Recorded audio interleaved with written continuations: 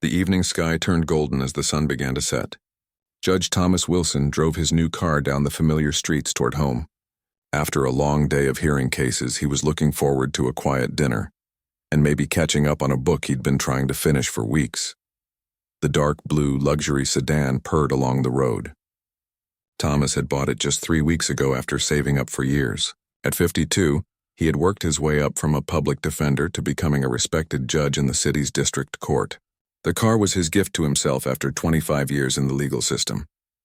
He turned down Maple Street, just a few blocks from his house in the quiet suburban neighborhood where he'd lived for the past 12 years. His mind drifted to the difficult case he'd handled today, a young man who needed guidance more than punishment. Thomas always tried to see the person behind the offense, believing in second chances when possible. The flash of blue and red lights in his rearview mirror pulled him from his thoughts. Thomas checked his speed. He was going exactly at the limit. He signaled and pulled over to the side of the road, his tires crunching on the gravel shoulder.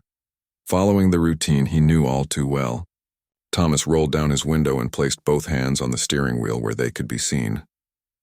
His father had taught him this when he was 16, a lesson that stuck with him through decades. A white police officer approached the car. He looked to be in his 30s with short-cropped hair and a stiff walk. His name tag read Officer Henderson. His right hand hovered near his gun as he came to the window. "License and registration," the officer said, not bothering with a greeting. His voice was hard, his face set in a suspicious frown as he shined his flashlight around the inside of the car. "Good evening, officer," Thomas replied calmly. "May I ask why I've been pulled over?" The officer didn't answer the question. Instead, his eyes narrowed as he took in the leather seats and expensive dashboard features. "This vehicle matches the description of one reported stolen earlier today." "Where did you get this car?" Thomas felt a familiar weight settle in his chest. He'd been through this before, the assumption that he couldn't possibly own such a nice car. Still, he kept his voice steady and professional, the same voice he used in his courtroom. "This is my car, officer. I purchased it 3 weeks ago from Lakeview Motors on 5th Avenue. I have all the paperwork if you'd like to see it." Officer Henderson's expression didn't change. "Step out of the vehicle, sir. May I ask why that's necessary?" "I'm happy to provide my license and registration." "I said step out of the vehicle," the officer repeated, his hand now resting on his weapon. "Keep your hands where I can see them." Thomas noticed a few neighbors starting to take notice. Across the street, the Chen family had paused while unloading groceries from their car.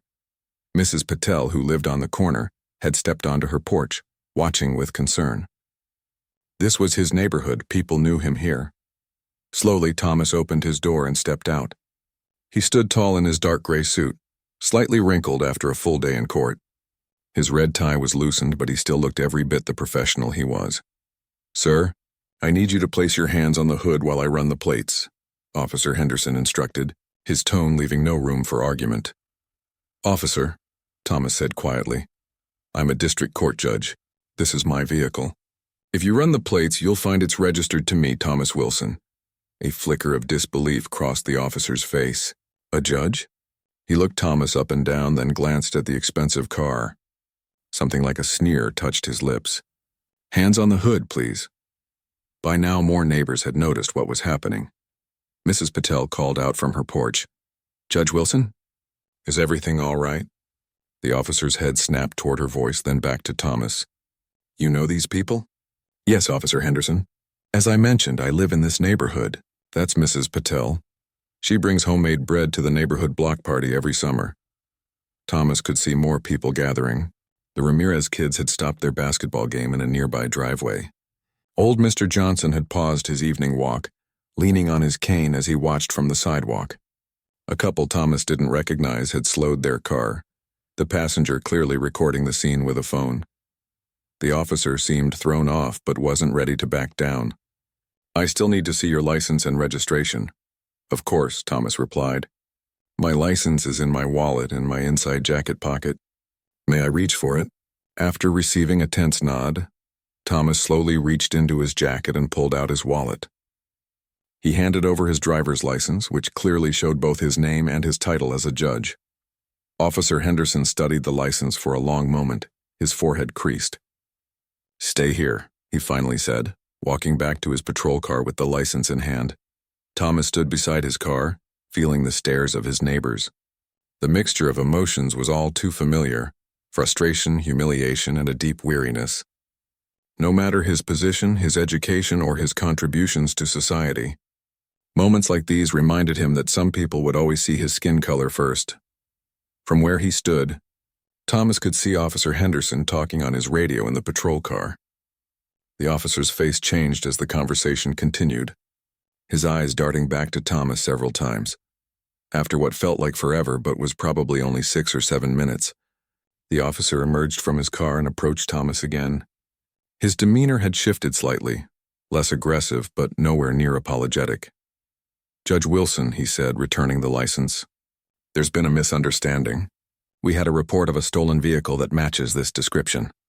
"I understand, officer," Thomas replied evenly, though they both knew there was more to it than that. How many dark blue luxury cars had been pulled over in this neighborhood today? How many white drivers of similar vehicles had been made to stand with their hands on the hood? "You're free to go," Henderson added, his eyes now avoiding direct contact. "Have a good evening." Mrs. Patel was still watching from her porch, arms crossed in silent judgment. The couple in the car had stopped recording but remained nearby, as if making sure the situation ended safely.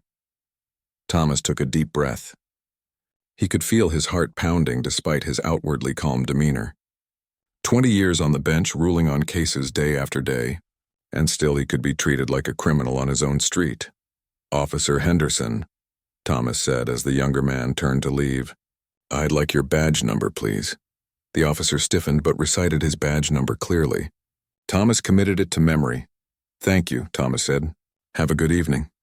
As he got back into his car, Thomas caught a glimpse of himself in the mirror. The face looking back at him showed a tiredness that had nothing to do with the long day in court. He sat there for a moment, collecting himself before driving the last few blocks home. The neighbors gradually dispersed as Officer Henderson drove away. Mrs. Patel gave Thomas a small wave of support. He waved back, trying to smile, though the effort felt hollow. As he pulled into his own driveway 5 minutes later, Thomas thought about what had just happened and what would come next. Tomorrow he would file a formal complaint, not because he wanted the officer punished, but because something needed to change. As both a judge and a black man, he understood better than most how the legal system worked, both its potential for justice and its deep flaws. Inside his house, Thomas placed his keys on the kitchen counter and removed his tie completely. His phone buzzed with a text from his neighbor across the street asking if he was okay. News traveled fast here. He sent back a quick "I'm fine" and set the phone down. Standing in his kitchen, surrounded by the familiar comfort of his home, Thomas found himself thinking about the young man who had stood before him in court that morning. How many times had that young man been pulled over or stopped for simply existing in the wrong place? How many times before he started to believe that the system was designed to work against him? Thomas poured himself a glass of water and looked out the window at his new car in the driveway. Just minutes ago, that symbol of his hard work and success had been transformed into evidence of supposed wrongdoing. He sipped his water and felt the tension in his shoulders slowly release. Tomorrow would bring its own challenges, but tonight, in the quiet of his home, he allowed himself to feel the full weight of what had happened. And then, as he had done countless times before, Thomas straightened his back and began to think about what positive change might come from this encounter. Because if there was one thing Judge Thomas Wilson believed in, it was the possibility of making things better, even if it had to be fought for, one traffic stop at a time. Thomas didn't sleep well that night. He tossed and turned, replaying the incident in his mind. The way Officer Henderson's hand had rested on his gun, the look in his eyes when Thomas said he was a judge, the faces of his neighbors watching from their yards and porches. The next morning, Thomas sat at his kitchen table with a cup of coffee, still in his bathrobe. He rarely took days off, but he'd called his clerk and rearranged his schedule. Some things couldn't wait. His phone rang. It was Mrs. Patel from across the street. "Judge Wilson, I just wanted to check that you're all right after what happened yesterday," she said, concern clear in her voice. "I'm fine." "Mrs. Patel, thank you for asking," Thomas replied, trying to sound more certain than he felt. "My grandson was visiting. He recorded some of it on his phone," she continued. "If you need it for anything, well, it's yours." Thomas thanked her, promising to let her know if the video would help. After hanging up, he opened his laptop and began typing up what had happened, every detail still fresh in his mind. He had just finished when his doorbell rang. Through the peephole, he saw Mr. Johnson, his elderly neighbor who'd been watching yesterday. Thomas opened the door. "Morning, Judge," Mr. Johnson said, leaning on his cane. "Thought I'd stop by on my walk. That officer had no business treating you that way." "I appreciate that, Mr. Johnson." The old man shifted his weight. "You know, I've lived on this street for 40 years. Seen a lot of changes. Some good, some not so good. But what doesn't change is how some folks look at others and make up their minds before knowing a single thing about them." He shook his head. "Just wanted you to know not everyone thinks that way." After Mr. Johnson left, Thomas showered and dressed, not in his usual suit and tie, but in jeans and a polo shirt. Today wasn't about being a judge. It was about being a citizen seeking accountability. He drove to the police station, this time in his older car that he kept for weekend errands. The station was a square brick building with flags flying out front. Thomas had been here many times before, for meetings, for community events, sometimes to sign warrants. But never like this. Inside, the front desk officer recognized him immediately. "Judge Wilson, good morning." "What brings you here today?" "I need to speak with Captain Reynolds, please," Thomas said. He'd worked with the captain on several community initiatives over the years. "Let me see if he's available," the officer said, picking up the phone. After a brief conversation, he directed Thomas to wait in the small seating area. 10 minutes later, Captain Reynolds appeared. He was a tall man with graying hair at his temples and reading glasses perched on top of his head. "Judge Wilson, this is a surprise," he said, extending his hand. "Come on back to my office." The captain's office was neat but crowded with files, community awards, and family photos. He closed the door behind them and gestured for Thomas to sit. "What can I do for you today?" Reynolds asked, settling into his chair. "I need to file a formal complaint," Thomas said, placing his typed account on the desk. The captain's eyebrows rose. "A complaint? About what?" Thomas recounted the events of the previous evening, keeping his voice measured and factual. As he spoke, the captain's expression grew increasingly troubled. "Officer Henderson said the car matched the description of a stolen vehicle," Thomas concluded. "But I've checked the police bulletins. There was no report of a stolen dark blue luxury sedan yesterday. Not in our city, not in any neighboring jurisdiction." Captain Reynolds removed his glasses and rubbed the bridge of his nose. "Judge Wilson, Thomas, I'm truly sorry this happened to you. I don't want an apology, Captain. I want action. This isn't about me being a judge. It's about what happens to people who don't have a title before their name, people who don't have neighbors willing to stand up for them or the knowledge to file complaints." The captain nodded slowly. "I understand. I'll look into this personally. There will be an investigation. And in the meantime," Thomas pressed, "will Officer Henderson still be on patrol? Still pulling people over based on nothing but suspicion and assumptions?" "There's a process, Judge. You know that better than most." Thomas leaned forward. "Yes, I know the process. I also know how the process can protect the wrong people sometimes."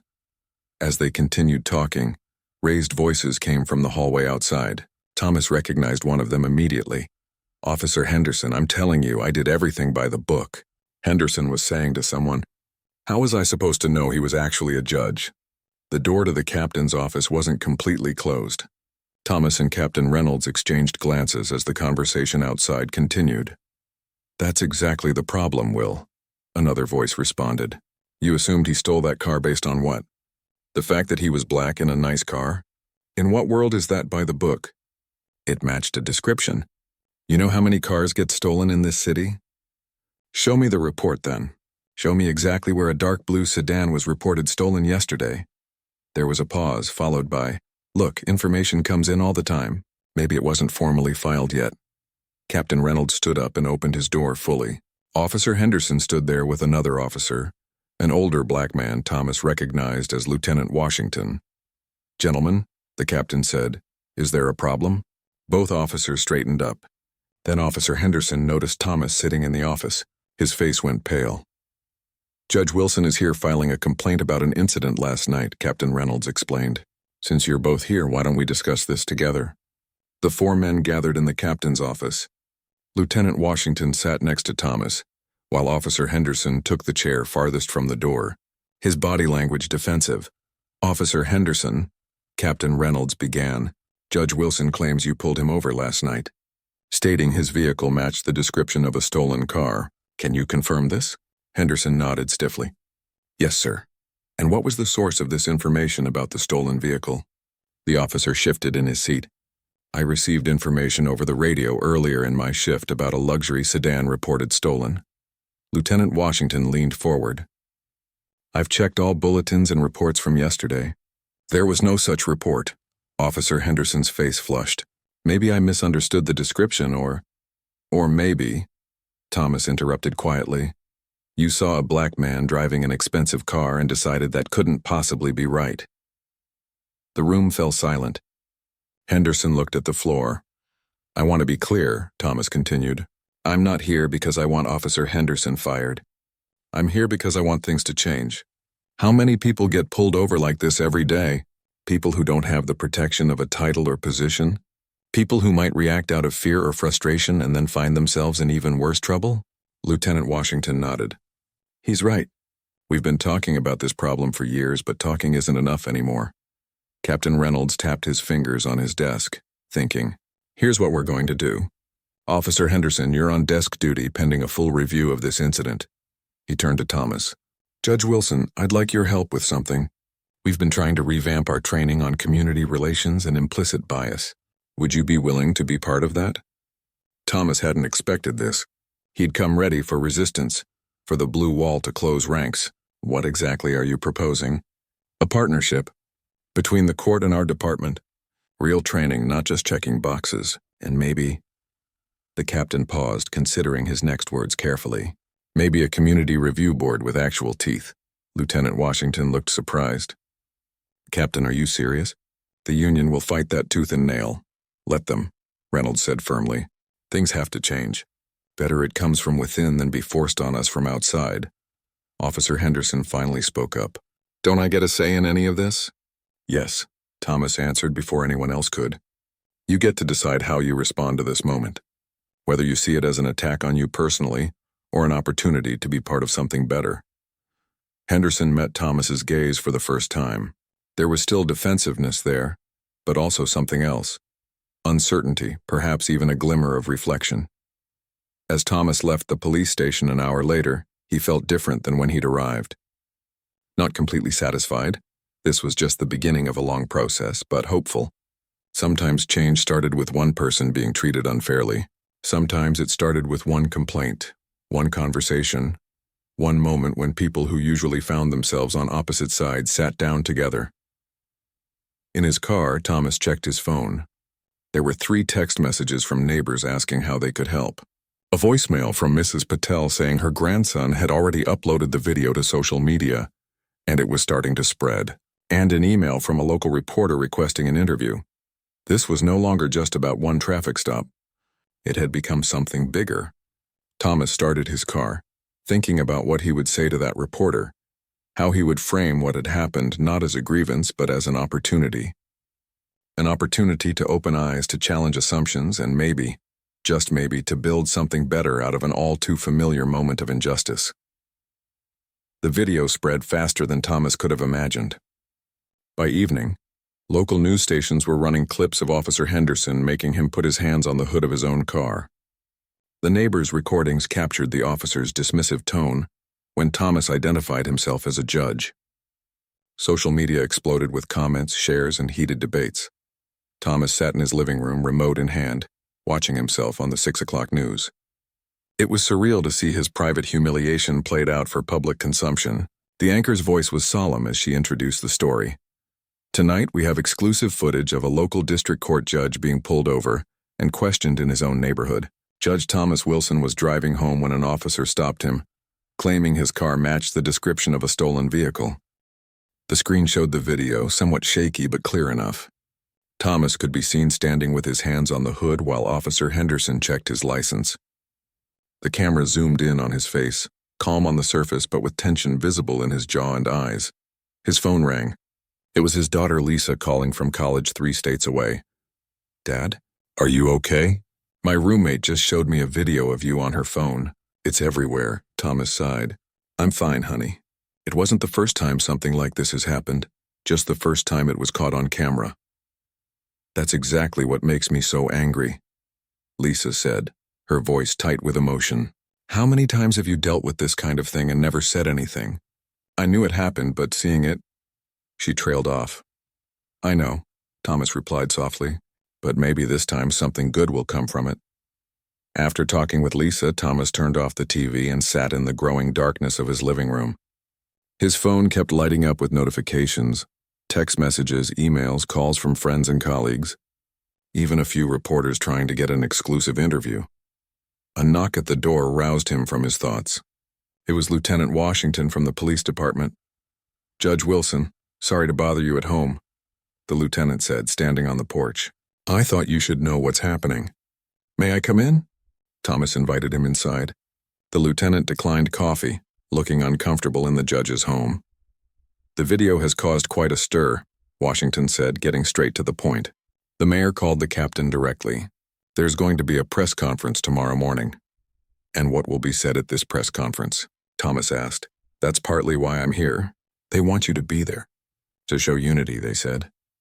Washington's expression suggested what he thought of that idea. "Unity," Thomas repeated. "I filed a complaint this morning. Now they want me to stand beside them and smile for the cameras?" "Politics," Washington said with a shrug. "But there's more. Henderson has been suspended pending the investigation." Thomas leaned back in his chair. "That was fast, fastest I've ever seen. Nothing like public pressure to speed things up." Washington hesitated. "There's something else you should know. Henderson has a history. 3 complaints in the past 2 years, all from people of color, all claiming they were stopped without cause. None of those complaints went anywhere." "Why are you telling me this?" Washington met his eyes directly. "Because I believe in this job, Judge. I believe in protecting and serving. But I can't do that if we don't clean our own house." He stood up. "The press conference is at 10 a.m. You don't have to be there. But if you are, it might make a difference." After the lieutenant left, Thomas called his daughter back. Lisa had always been his sounding board, even more so since her mother had passed away 5 years ago. "What do you think I should do?" he asked after explaining the situation. "What do you want to accomplish, Dad?" she asked, always cutting to the heart of things. "Is this about Officer Henderson or is it about something bigger?" Thomas smiled. His daughter knew him well. It was never just about Henderson. The next morning, Thomas put on one of his best suits, the kind he wore for high-profile cases. He arrived at City Hall 20 minutes before the press conference. The lobby was crowded with reporters and cameras. A staff member recognized him and quickly ushered him to a small room where Mayor Phillips, Captain Reynolds, and the city's attorney waited. "No sign of Officer Henderson. Judge Wilson," the mayor said, shaking his hand vigorously. "Thank you for coming. We've prepared a statement expressing regret for the incident and announcing Officer Henderson's suspension pending investigation." Thomas nodded. "And then what?" The mayor blinked. "I'm sorry?" "After the investigation. After the cameras leave. What happens then?" The room grew quiet. The city attorney cleared her throat. "Well, that depends on the findings, of course. And who conducts this investigation?" Thomas pressed. "Internal Affairs? The same department that cleared Officer Henderson after 3 previous complaints?" Captain Reynolds stepped forward. "Judge Wilson, I understand your concerns, but we need to follow procedure." "I know all about procedure, Captain," Thomas replied. "I also know how procedure can be used to maintain the status quo." The mayor glanced nervously at his watch. "We should be getting out there. The press is waiting." "Before we do," Thomas said firmly, "I want to be clear about something. I'm not here to help smooth this over. I'm not here to stand beside you while you promise change that never comes. If I speak today, I'll be speaking the truth as I see it." The mayor and city attorney exchanged looks. The captain nodded slightly, a hint of respect in his eyes. "What exactly do you want, Judge Wilson?" the mayor asked. "Real change. A civilian review board with actual power, body cameras for every officer, with consequences for turning them off, and a complete review of all previous complaints against officers conducted by an independent party." "That's asking a lot," the mayor said. "No," Thomas replied quietly. "That's asking for the bare minimum. The real work comes after that." 5 minutes later, they walked out to face the press. Cameras flashed as the mayor stepped up to the microphone and gave a carefully worded statement about the incident. Announcing Officer Henderson's suspension and promising a thorough investigation, When it was Thomas's turn to speak, he paused, looking out at the sea of reporters. This wasn't just about one traffic stop anymore. It wasn't even just about him. It was about all the people who didn't have cameras recording their encounters, who didn't have titles that eventually forced officers to back down. Yesterday evening, he began, I was pulled over less than 5 blocks from my home. The officer claimed my car matched the description of a stolen vehicle, though no such report existed. I was made to stand with my hands on the hood of my own car while neighbors watched. Thomas spoke carefully, his years in the courtroom evident in his measured delivery. I'm not here because I'm angry about what happened to me. I'm here because what happened to me happens to people across this city every day. The difference is I'm a judge. I know my rights.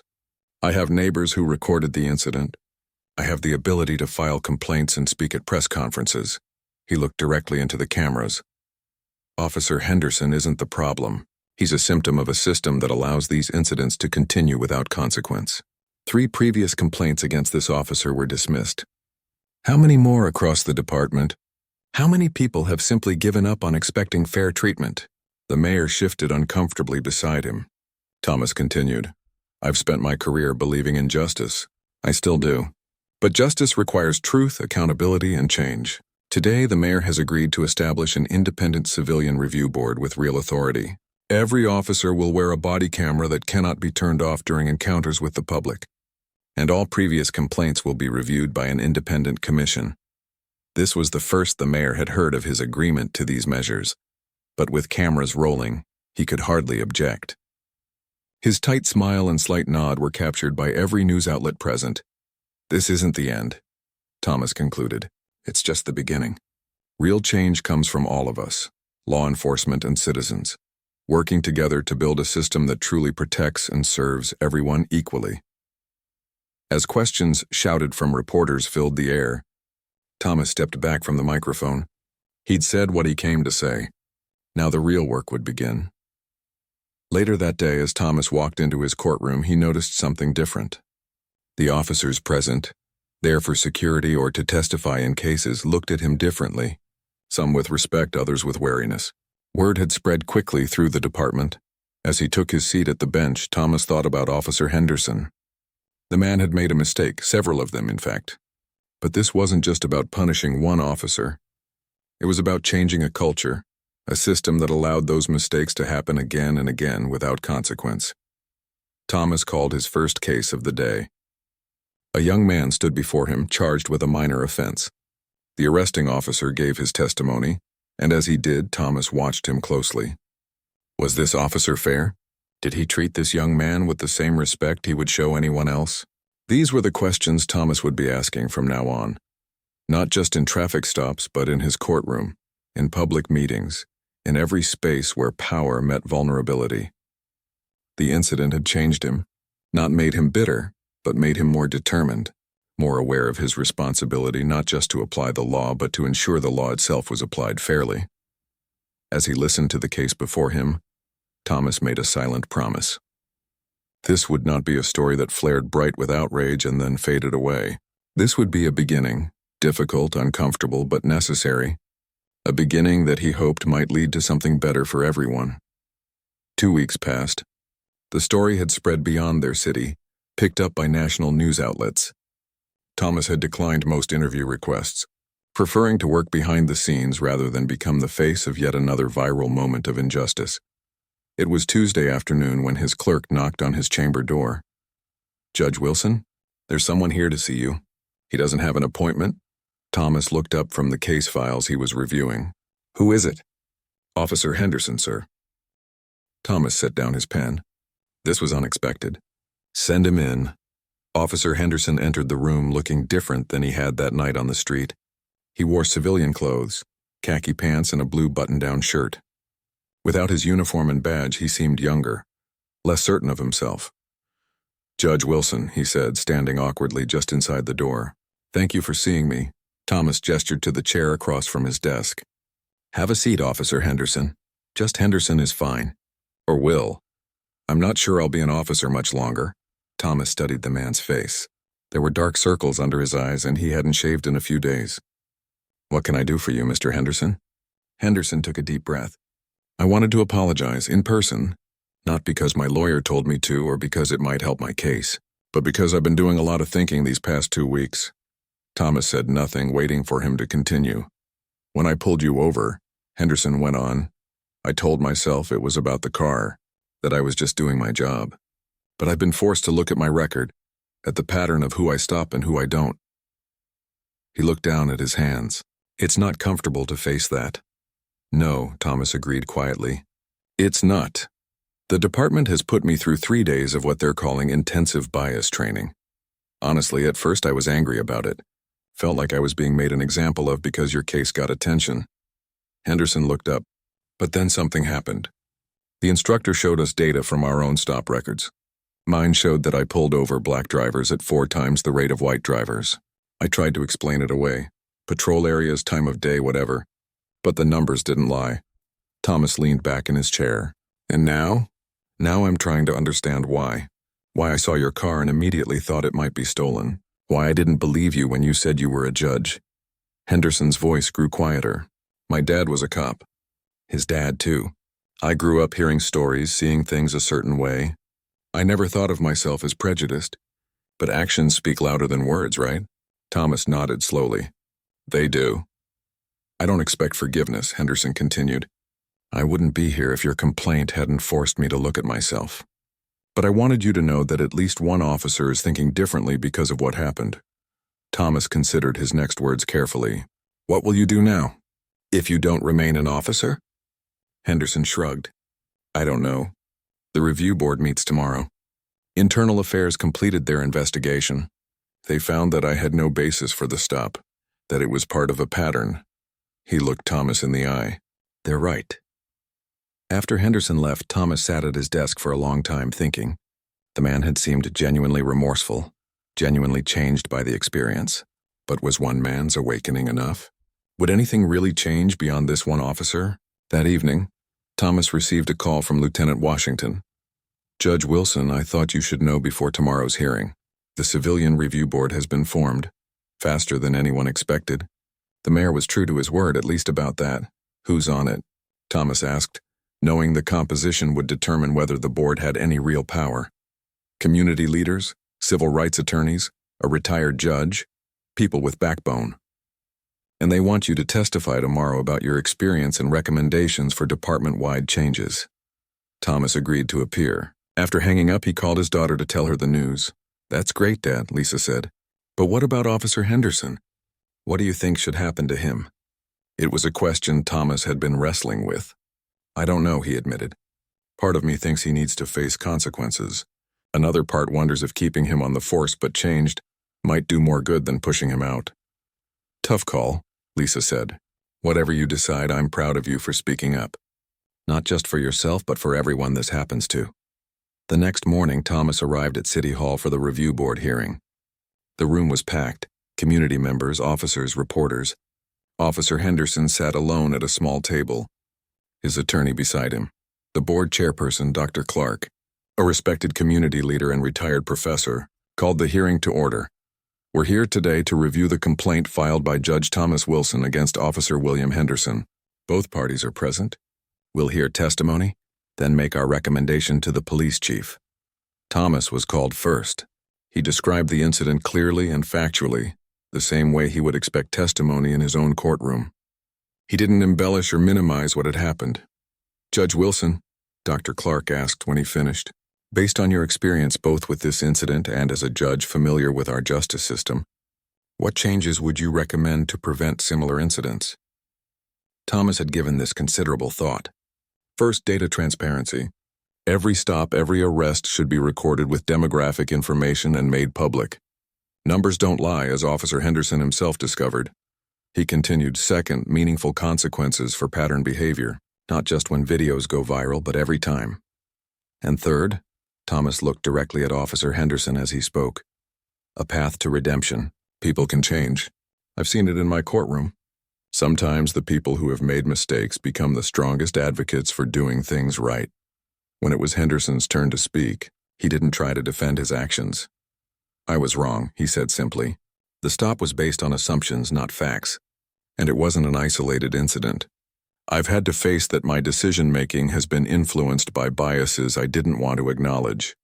The board asked him pointed questions about his record, his training, and what he thought should happen now. I believe I should face consequences, Henderson answered, but I also believe I can be part of the solution. What happened with Judge Wilson changed me. If I remain an officer, I want to help change the culture that made me think my actions were acceptable. After both had testified, Thomas stepped outside for some air. The day was clear and cool, people hurrying past on their way to lunch or meetings, unaware of the small drama playing out inside that might actually change their city in meaningful ways. Lieutenant Washington joined him. That was quite a recommendation you made in there. A path to redemption, not what most people would expect, Thomas shrugged. In my courtroom I see two kinds of justice, the kind that punishes and the kind that transforms. Both have their place. The board is deliberating now, Washington said. My gut says they'll recommend suspension without pay, additional training, and probationary return to duty with community service hours. Not termination. Would that be justice, do you think? Thomas asked. Washington considered the question. Maybe. If it's the beginning of real change, not just for Henderson, but for the department. One officer learning a hard lesson won't fix the system. No, Thomas agreed, but it's somewhere to start. An hour later, the board announced their decision almost exactly as Washington had predicted. Henderson would be suspended without pay for 60 days, undergo extensive additional training, and return on probation with community service requirements. But there was something more. He would be part of a new team developing training protocols based on his experience. Outside the hearing room, Henderson approached Thomas cautiously. Judge Wilson, I want to thank you for what you said in there about redemption. Thomas nodded. I meant it. But words are easy. Real change happens in small decisions every day. The next traffic stop, the next encounter. That's where we'll see if anything has really changed. I understand, Henderson said, and I won't forget. As Thomas walked to his car, a reporter called out to him, Judge Wilson, do you think justice was served today? Thomas paused. It was a good question, one without a simple answer. Justice isn't a single decision or moment, he replied. It's a process. Today was one step. We'll need to take many more. That evening, Thomas sat on his porch watching the sunset. His phone buzzed with a text from his daughter. How did it go? He typed back, one small victory. One officer may be changed. A new review board with some teeth. Not enough, but a start. Lisa replied. Change happens one person at a time. Love you, Dad, Thomas smiled. His daughter was right. Change did happen one person at a time. Officer Henderson, the lieutenant, the mayor who'd been forced to act, the neighbors who'd stood up and recorded what happened, and himself too. He'd been changed by this experience, become more willing to speak up, to use his position not just to interpret the law, but to help shape how it was applied. Tomorrow he would return to his courtroom. Cases would come before him. People who had made mistakes, people who had been wronged, people trying to navigate a complex and often unfair system. He would listen differently now, see differently, and maybe in those small daily decisions, he too would help bend the long arc of justice just a little more toward fairness for all.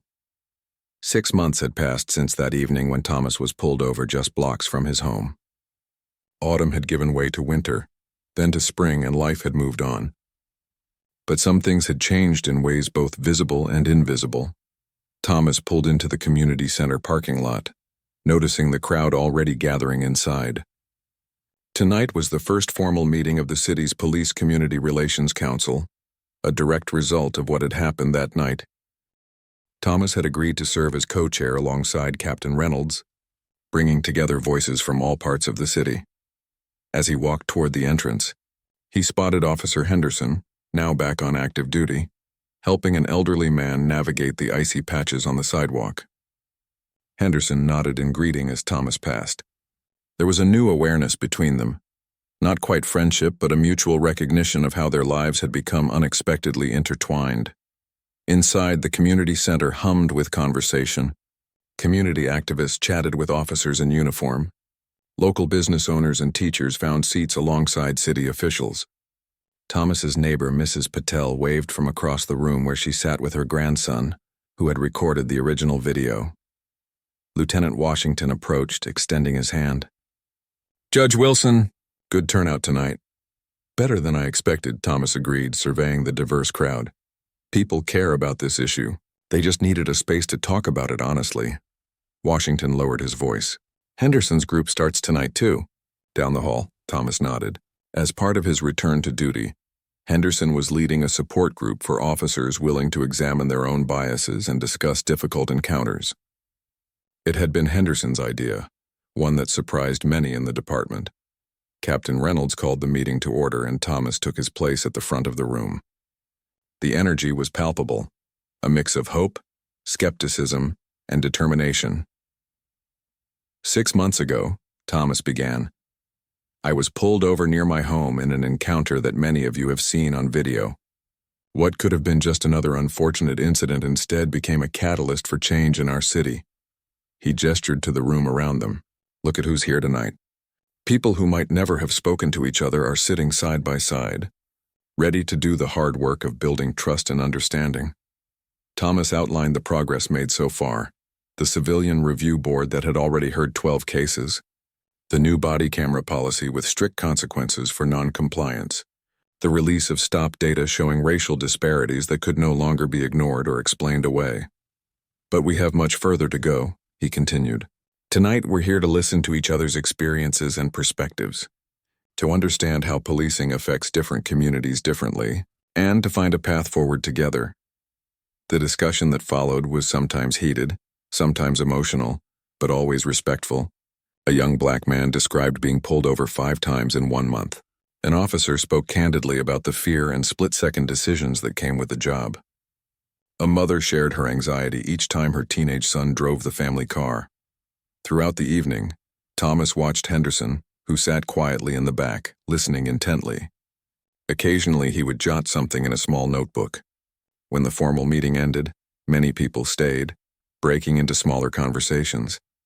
Thomas was speaking with Mrs. Patel when he felt a tap on his shoulder.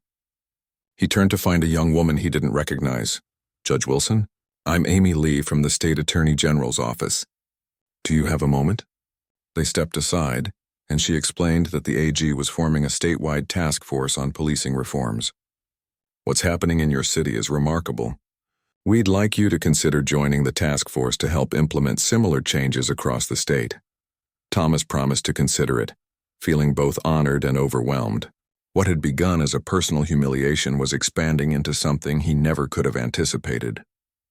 Later that evening, as the crowd thinned, Thomas found himself face-to-face with Henderson again. "Your group meeting go okay?" Thomas asked. Henderson nodded. 4 officers showed up. "Small start, but it's something. We talked about the Wilson standard." "The what?" Henderson looked slightly embarrassed. "That's what some officers are calling it now.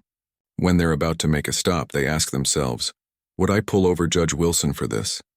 But it's become shorthand for checking your assumptions." Thomas wasn't sure how to feel about having his name used that way. But if it made officers think twice before acting on bias, perhaps some good had come from his experience. "I never thanked you," Henderson said suddenly. "For what?" "For not pushing to have me fired. For suggesting I could be part of the solution." Henderson met his eyes directly. "I've had to face some hard truths about myself, about my father too, and the things he taught me that I never questioned." Thomas nodded slowly. "That's never easy." "No, but necessary." Henderson hesitated. "There's something else you should know. Remember that young guy you had in your courtroom the day after everything happened? The one with the minor drug charge?" Thomas vaguely recalled the case, one of many that had come before him in recent months. "I was the arresting officer," Henderson continued. "And looking back, I'm not sure I would have made that arrest if he'd been white. I didn't think that way at the time, but now—" He shook his head. "Anyway, I tracked down his case. He completed the diversion program you ordered. He's doing well." Before Thomas could respond, Captain Reynolds called Henderson away to help move tables. Thomas watched him go, thinking about how change happened, sometimes in dramatic moments that made the news, sometimes in quiet realizations that no one else ever saw. Outside, Thomas found Lieutenant Washington in the parking lot, staring up at the stars. "Productive evening," Washington commented as Thomas approached. "Yes, but one meeting won't fix everything." True. But it's not just one meeting, is it? It's body cameras that can't be turned off. It's traffic stop data that's public now. It's officers like Henderson questioning things they never questioned before. Washington turned to face him. It's a judge who could have just gone back to his courtroom and forgotten the whole thing, but chose not to. Thomas smiled slightly. My daughter says I'm stubborn. Good quality in this case. They stood in companionable silence for a moment before Washington spoke again. I'm retiring next month. 30 years on the force, and what will you do next? The police academy asked me to redesign their community engagement training. I think I'll take them up on it. Try to catch officers before they develop bad habits. He glanced at Thomas. And you? Heard you might be joining the AG's task force. Thinking about it, Thomas admitted. Never planned to be an activist. Just wanted to do my job, be fair in my courtroom.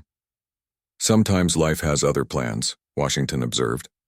On the drive home, Thomas took the long route, passing through different neighborhoods of the city he'd called home for almost 20 years. In some areas, seeing a police car brought a sense of safety and protection. In others, that same car triggered fear and resentment. Could that ever really change?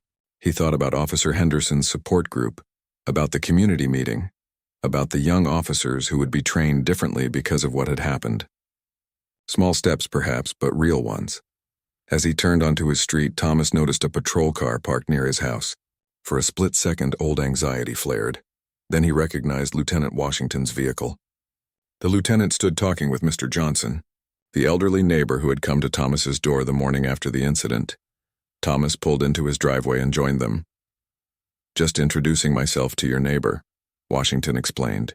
Part of our new community outreach, getting to know the residents when there's not a problem. Mr. Johnson nodded approvingly, telling the lieutenant here about the block party next month. Told him he should come by and meet more of the neighbors.